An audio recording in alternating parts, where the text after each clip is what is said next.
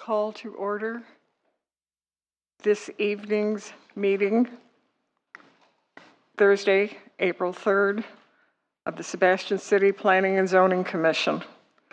We'll begin with the Pledge of Allegiance. I pledge allegiance to the flag of the United States of America and to the republic for which it stands, one nation, under God, indivisible, with liberty and justice for all.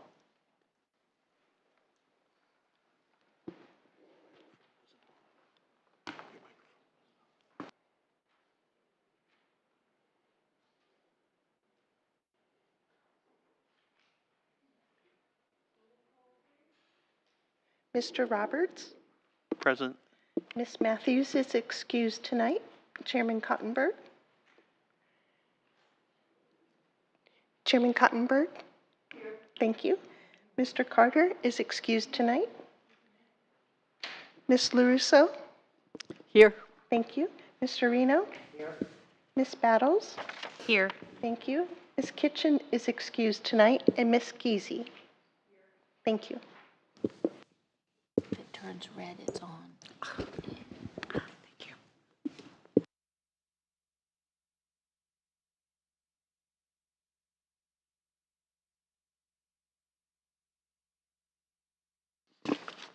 Are excused from tonight's meeting. Alternate members Christopher Roberts and Terry Reno will both be voting in their place.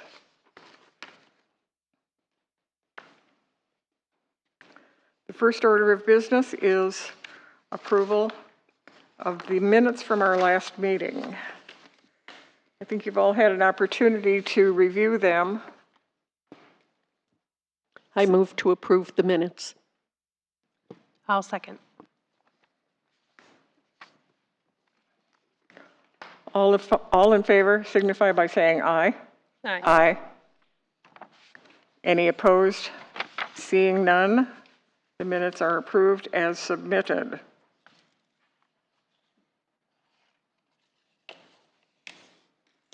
Okay. Our next order of business this evening is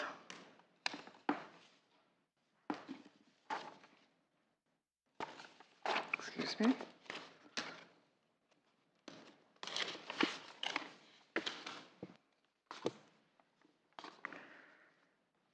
Public hearing. And if our attorney would like to read it, or I will. Thank you. I think before you do that, do I need to? Let me read the title first, Okay. and then when we get, we'll have any disclosures or conflicts done. This is a public hearing, quasi-legislative, on a recommendation to City Council to consider code changes to the Land Development Code relating to ordinance number 02508, proposing amendments to the Land Development Code, Article 5, zoning district regulations to incorporate a new zoning district known as a mixed-use zoning district. Commissioners, please be reminded to disclose any ex partes, communications, site visits, or conflicts at the appropriate time. Okay, thank you. So I need to just mention conflict. So Kelly Klepper, who helped prepare this, is my business associate. So I'm going to file the 8B and give this to you to be included in the minutes. Okay, that's fine. Thank you. And Ms. Battles will not be participating in discussion or voting. Okay, Thank you. thanks.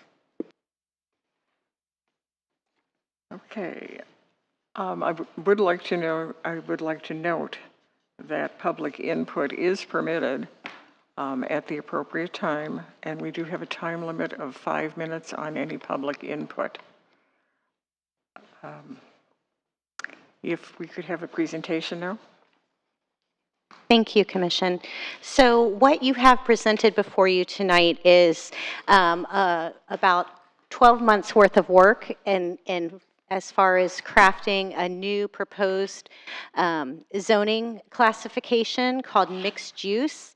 Our team, as well as working with our consultant, Kimley Horn, has been working on crafting this mixed-use application. This is in accordance with the 2040 Comprehensive Plan that was adopted in 2021. One of the objectives of that plan was to implement land development regulations specifically for mixed use.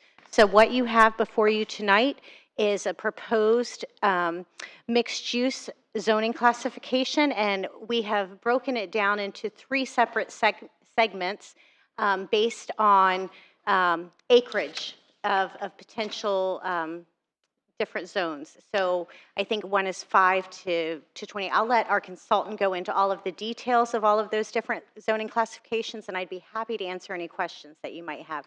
So with that, I'll turn it over to our consultant from Kimley Horn, Kelly Klepper. Good evening, everybody. For the record, Kelly Klepper with Kimley Horn.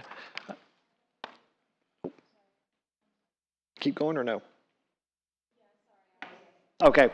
I hear some of the discussion in the background, just making sure it's still my time. As Ms. Bernard said, this is something that was identified during the comprehensive plan update that we partnered with the city on a couple of years ago. One of the major things that came out of that from an implementation component was to create a mixed-use zoning district. One of the key things that you start to think about when you're looking at the comprehensive plan is there's a lot of things, including goals, objectives, policies, so those long-range visions, but your land development code and regulations are what actually implement the specifics of the comprehensive plan. A key to this discussion is also that what we're proposing as part of this mixed use has to be consistent with your adopted comprehensive plan. Otherwise, you run the risk of running afoul of the state and or start to look at, do we need to update our comprehensive plan from a text perspective? So working with Alex and Dory and Michelle and the city throughout this process, we came up with what we thought was a fairly equitable solution, looking at a true mixed use, that some of it is identified specifically on the comprehensive plan from the future land use map, but these are what we call paper districts, in that they're not being adopted or implemented on a specific piece of property as part of this, but they are being able to be used for various projects throughout the city based off of, as Alex said, the size of the property and the context. When you start to go through this, the document itself and the code, and hopefully everybody's had a chance to kind of run through this, what we did is to start looking at kind of like a tiered approach, a smaller scale, a little bit more urban, and working our way all the way up. So why do we have a mixed-use district? Do we not have one already? Well, the easy answer is yes, you do, but it's along the riverfront. Second is why? Because of the changing conditions, because of approaches to land development and projects that don't necessarily fit in within the normal box that you have from a zoning perspective. This is one of my bad dad jokes that my team loves to hear, but it starts to think about when we did the comp plan, we even talked about this from a parks and recreation facility, but 10 years ago, who had ever heard of pickleball? Strangely enough, 1965, it was actually invented by a group of gentlemen in upstate Washington. Here we are, 60 years later, and it's all the rage. But it's one of those things as we start to develop codes, flexibility because things change, uses change, approaches change. So being able to have a code that can adapt to those changes without having to go back through a lengthy legislative process is critical, especially from an economic development perspective. So the thing is there, it's flexibility, but the more important part is it's flexibility, but it still retains a lot of control for the city in what, how, and more importantly, how those properties develop. So it's not opening up the box and saying, here, go develop. It's we recognize that there is inherent differences and changes that's going on. However, this is the lines and the roadway within which to work. As long as you stay within those lines, you're still good. So as Alex said, we developed 3 subsets of this: a neighborhood mixed use, which is more kind of focused in on the urban core of the city, a community mixed use, and a regional. And I'm going to walk through those briefly just for the record. So the neighborhood mixed use, as you can see on the screen, looks at your more traditional town centers. So kind of when you start thinking about where and what, the triangle area, is a prime candidate for something of that nature, or one of these, like I said, the more defined urban cores or traditional components of the city. It's economic, entertainment, community-centered, but also still provides a range of uses. Now, instead of going through each of the list of uses, that's actually in your code text amendment. What we did is we identified 3 kind of core use groups, whether it's residential, commercial, or industrial. Underneath that, those numbers that you see, the 7, the 12, and the 19, that's the number of individual uses that are identified or allowed within that larger umbrella. So in essence, you have 38 potential permitted uses that could be identified, again, in a mixed-use setting. The density that you can see there, the maximum heights, we retained the 35 feet. That was something that was identified in the comprehensive plan because we did not want to become, I'll say, our neighbors to the south, as we'll say. We definitely did not want to become Fort Lauderdale and some of the other places. We wanted to be able to respect Sebastian, its building lines, and its characteristics. So again, looking at that 35 feet, but then you start looking at what are those buffers. We inherently know there's going to be some placement of this closer to a residential, so that's the reason you see some of the buffers that we're talking about. So they're again trying to make this a little bit more compatible and work with the transitions and the buffers themselves. The next tier up, that community, start thinking about, we start off small, we got a little bit larger. So we're thinking, a little bit larger properties. It's going to be a true mixture of residential and non-residential, but on a larger scale. This one's going to be more of a new development type of program versus a redevelopment like you would have in your neighborhood mixed use. So in this case, this community would be more of a greenfield that you're starting from scratch, being able to plan, develop, and engineer, looking at a raw piece of land. And that's the reason we say from a master planned approach. In this one, again, we've upped the number of uses because we inherently know there's going to be additional needs in some of these other areas. This one actually permits upwards of 44 total uses. You can see, again, the maximum heights retain that 35 feet, the building ground coverage, and then also there are provisions for the parking, the placement of buildings, and as well as the open spaces. The last of the 3, that regional mixed use, is just like it says. We got real creative with the name, calling it regional, but it's intended to be more than just what is going on within the city or a smaller subset of the city. So the regional perspective is for those larger properties that, again, would be more of a greenfield or new development perspective. So being able to master plan different neighborhoods, different communities within the overall umbrella. If you think about something of this size and scale, we're not talking about the size and scale of tradition up in St. Lucie or Vieira, but that similar type of approach where you have those nodes or pockets around a master plan transportation network. That's what we envision with this being the regional mixed use. So again, higher density, but also a mix of jobs and employment focus, and also looking at some of the district's components for density incentives, again, targeting some of the affordable and workforce housing initiatives that were identified in the comprehensive plan. This one provides upwards of 47. So you can see we've upped the ante with the number of permitted uses. A lot of the similar types of standards, but again, it's on a master planned approach. So what are some of the considerations that we took in as part of this analysis and the development? Well, some of it goes from the lower densities and intensities up to the higher. So making sure we have suitable transitions both in a redevelopment and a development setting. Allowing and being able to adjust those setbacks and building step backs so that it's not every building is set back from the road 50 feet. We're allowing some flexibility in unique design. If you look at the front of this building, how close is it to the road itself versus some of our traditional shopping centers? So we're trying to emulate some of those allowances there. Provisions for the roadway network, not only from a driveway connection, but also from a roadway layout, but then also looking at the buffer types as far as along the perimeter of this property so that, we're not having a fairly intense development right up against ag land or rural lands without having a suitable transition or buffers built in. You heard me say at the beginning of the presentation, we need to be consistent with the comprehensive plan. What we did is to pull a couple of the core components of your comp plan from the land use to the transportation and the housing, where the mixed use is called out and identified. So again, kind of pointing back to this was something that was envisioned by the city as part of that long-term growth plan. And this is how we're utilizing these policies to actually move forward and become a true mixed-use community.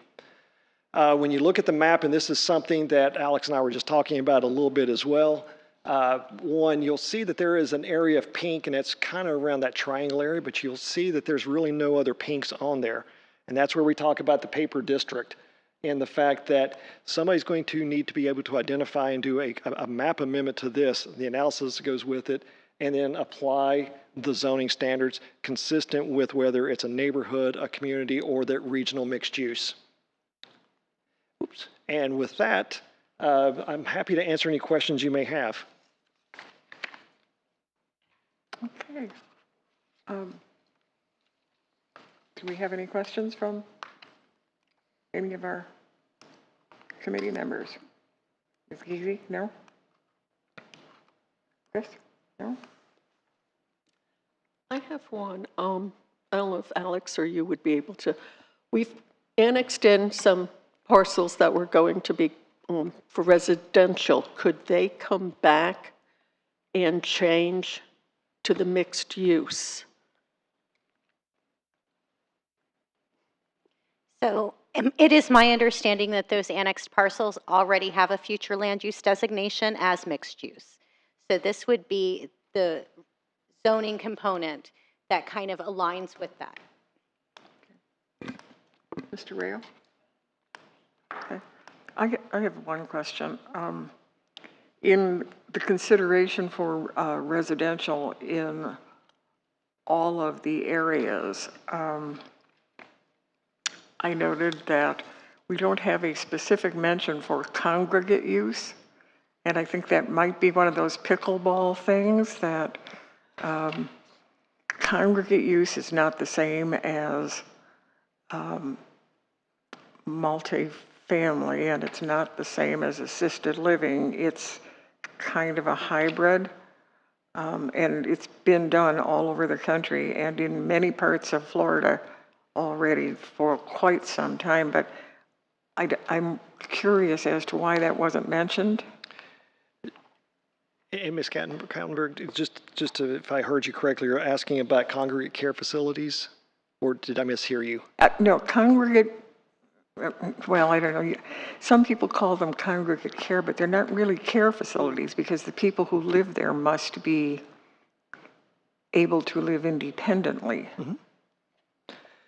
So there are a couple of things between, and I know exactly what you're saying now, my apologies. So yeah, you're absolutely correct. It's not a traditional multifamily like you would think.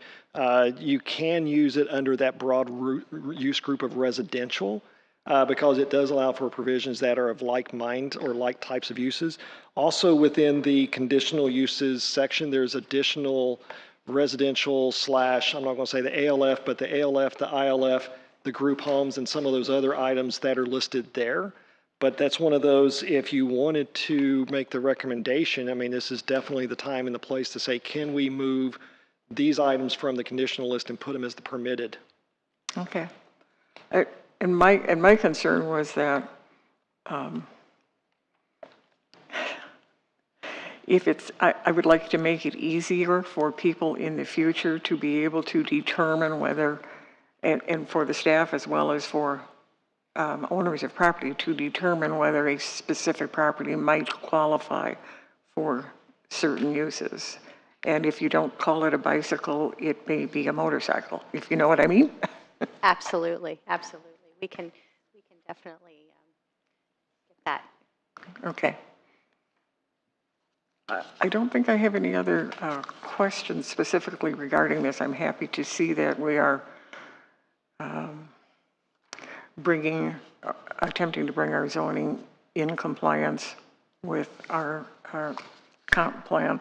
And for the members of the public who aren't aware of it, the comp plan is not something that's dreamed up by the city staff. A comp plan is devised by citizen committees, and it gets updated every 10 years. And some of you may have noticed that I'm a little bit older than some of the other people here. I've served on several comp plan meetings, and for a long time we've talked about the ideals, but we haven't been doing very much about it. So Thank you very much. I know how hard this is to do. Thanks. Okay, now do we have, does the city staff want to make any comments before we go to public input? I have nothing further to add at this time. Okay. Thank you. We will take public input now. However, I need to caution you when you come up, speak into the microphone, say your name and spell it if it's anything other than Smith or Jones. Brent Wallenberg or Felsmer. I come all the ways down here. I might as well put in my 2 cents worth. Palm Bay, and they're not the only ones at Melbourne. They got an impossible situations. Basically boils down to lack of forethought and planning. To me, this is simple. It's just like one big traffic jam. And eventually, if you don't act beforehand here, it'd be the same here. The ability to combine residential to commercial and industrial to where a person can stay on site would be simple. Just and it would be good for the company. Say Home Depot needed a specialized person, they could bring them down and they could have a residential built right in to where it would take the traffic off the road and they'd have their work. But if you don't do something beforehand, you're going to have just bumper to bumper. It's impossible. But anyway, that's kind of the way I see it. I'll tell my own experience. I had to go to Orlando, all the way to Orlando from Melbourne. Coming across 192 is foggy. This is back when I was 24, and it kind of shaped my life. There's an airboat in our lane. We're doing 80 miles an hour trying to make it, and all of a sudden, all I could get to was the word look. I was saying, look out. The car hit the airboat and did a fishtail. My buddy just hit the wheel like that.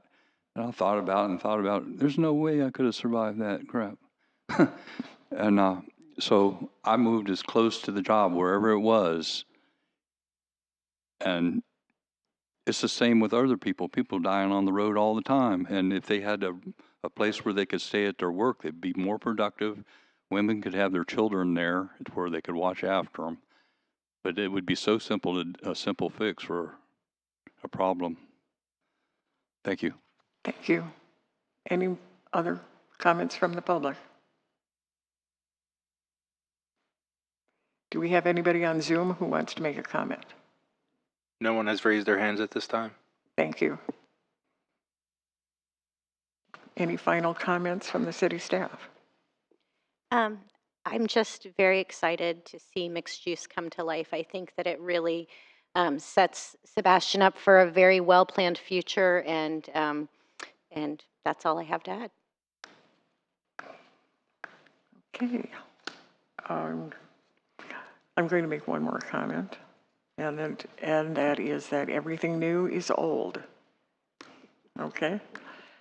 All over this country, in cities large and small, people lived close to where they work. There were apartments above the bakeries. That's where my aunt and uncle lived. We loved to go to their house. It always smelled so good. And for a long time, zoning has been in a position of eliminating things like that. And instead of that, I'm very glad to see that we are bringing back the idea that people want to and should be able to live close to where they work, if possible. Retirees should be able to age in place, so to speak, in their own cities. So again, thank you for all the hard work that's gone into this. And I will now close this hearing if no one else has any further comments. No? Okay. Commissioners, we can deliberate. If there is no deliberation, then I would entertain a motion. Again, this is in the form of a recommendation to the City Council. City Council makes the final decisions. Do it. I'd like to make a motion to recommend City Council approve. Sorry.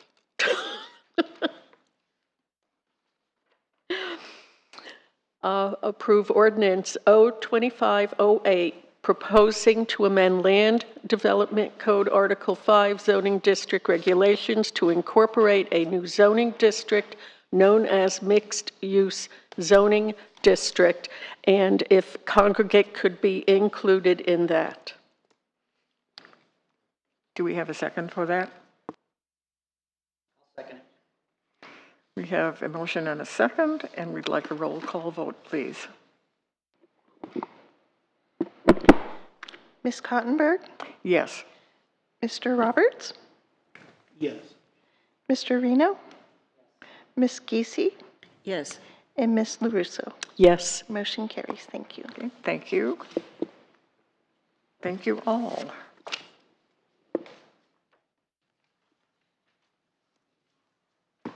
Now we have a second public hearing.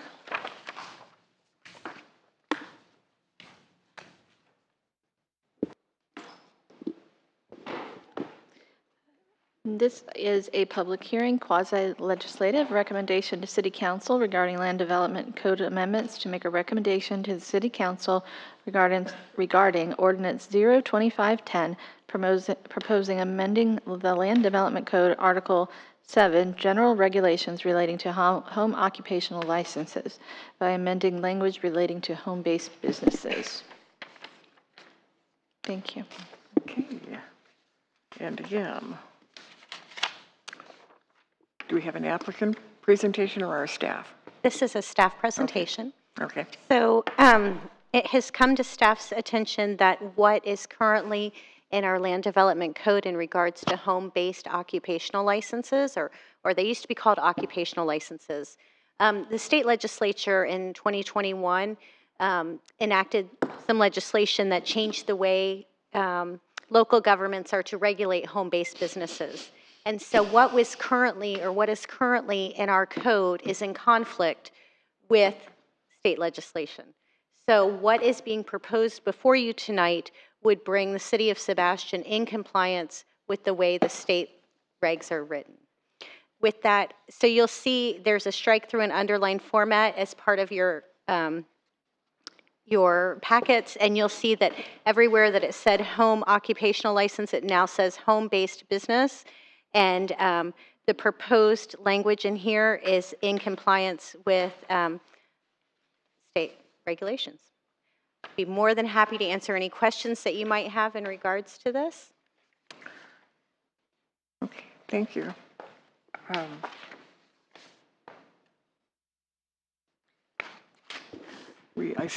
Do we have any public input? Anything from Zoom? No one has raised their hand at this time. Thank you.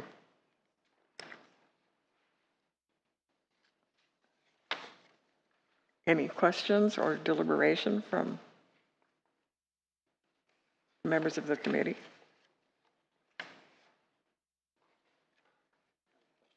Yes. I don't know if it's related or not. Do you know if home businesses pay extra for their trash removal? I don't know the answer to that question. I believe that it's based on a property, a home. I don't know that there's any extra. That's something we could find out and answer for you, though. So this would be in the event a business came for a business license before the city, they would fall under this, and the city confirms things like parking and traffic at that time? Sort of. So what we're doing is addressing pretty much the preemption on this, and making sure that our regs are in line with that. I know it looks really ugly on the paper, the strike through underline. It's kind of hard to see what we did, but the statute on this is pretty strict. So we're just making sure that we have the ability to regulate to the extent we're allowed by law. And so that's why it's written the way it is. So essentially, parking requirements and the other regulations are just very few things that we can regulate. And so we really did track the statute on this.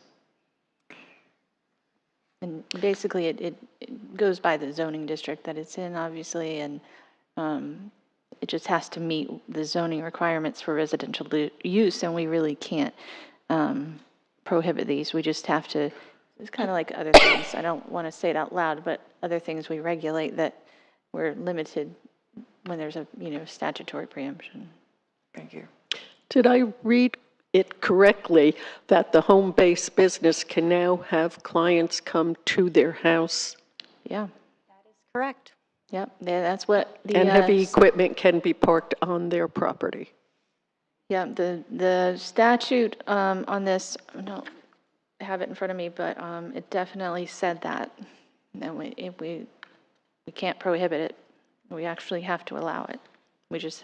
They have to comply with our local zoning requirements. So there are some things like you can't, you're not supposed to change the exterior of the building to make it, Bob's Cookies on the front of the house, painted or whatnot. But, we have to follow the statute on this. And I'll look up the number real quick. So when somebody comes forward, I guess, with an application, then that gets reviewed by your staff, Alex? So it will get, it's actually processed through the building department, so the application physically comes in through the building department, and then our staff reviews it and keeps it moving. Okay. Curious. As I read this, and I may read it with a little different viewpoint, it appeared to me to sound like basically you can't make the property look any different from what the rest of the neighborhood looks like no big flags, no Bob's Cookies. And as far as parking, I think that too is kind of like you can't run a business that is out of place for the neighborhood, basically. Am I understanding that correctly? For instance, if I decided that I was going to run a yoga studio and I would have 35 students every session, 4 times a day, 7 days a week,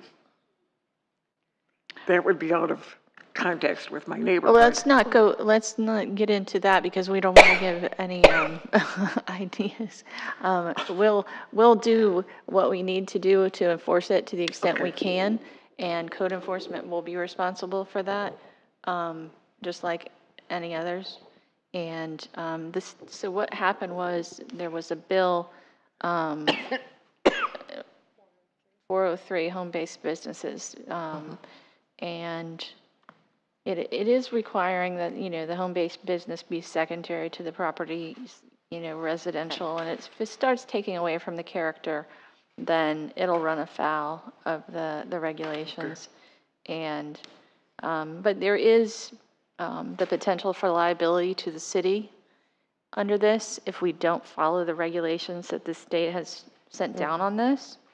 And this is under Chapter 509 of the statutes relating to home-based businesses. I think it's 955 under Chapter 5. It's 559-955.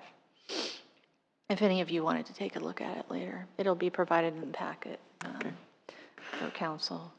Thank you. Sorry about that. See, my thoughts go to the home daycares, that, which is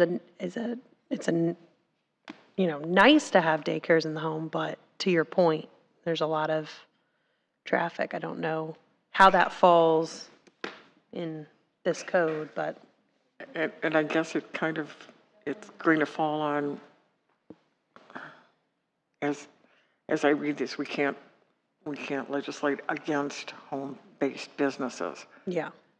But we are going to say that our that our code enforcement will be responsible for making sure that we don't have cars parked all over the swales and disturbances in the neighborhood, and that would then fall on the rest of the neighbors to file complaints. I thought we had home daycare in our regs already. We have lots of different Lots of things. regulations, And so what happened is when the state determined that they were going to change the way home-based businesses operated, we have to look and make sure that we're in compliance with what they've established. Okay, thank you. I had a question. Yes. Now, with these regulations, would they have any, I guess, any regulations for like Airbnb businesses? So Airbnbs are actually regulated under a different section that is not a home-based business. There's a whole different arm or statute, if you will, of how those are regulated. And those are regulated 100% separate than a home-based business. Because according to this, the homeowner has to reside in that home for these. Right. So Criteria. that is apples and oranges. Okay, Yeah, Okay. thank you. you're welcome. No other discussion? Then we will entertain a motion. I will make a motion to recommend approval of the proposed land development code amendment. Oh, sorry. Yeah, the land development code amendment to Article 7, general regulations. Okay. Second? I'll second. Thank you. Okay. Roll call vote, please. Ms. LaRusso? Yeah. Okay. Mr. Roberts? Yes. Ms. Geesey? Yes. Mr. Reno? Yes. Ms. Battles? Yes. And Ms. Cottenberg? Yes, Motion carries. Thank you. thank you. Okay. We have no unfinished business, and we have no new business, so the meeting is officially adjourned. Thank you all.